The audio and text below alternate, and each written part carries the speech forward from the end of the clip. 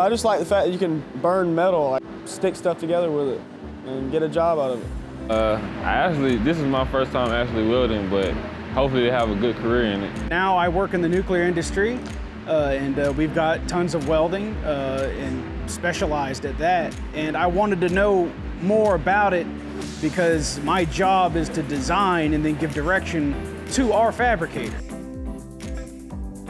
It was real nice. I had to work during the day because I had to work, and coming here at night really offered me to work a lot. The instructors are real nice out here. They've had a lot of experience, know what they're talking about. I'd say that the facilities they have around here are excellent. I mean, I'm Googling equipment in my free time, saying how much one of these is going to be. Like, oh man, all right, that would hurt. The fact that they're giving students equipment that's worth tens of thousands of dollars so that they can, hone their craft and educate themselves is amazing.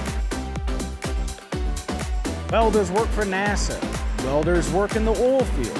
Welders build robots. Welders build cars. Welders build buildings now.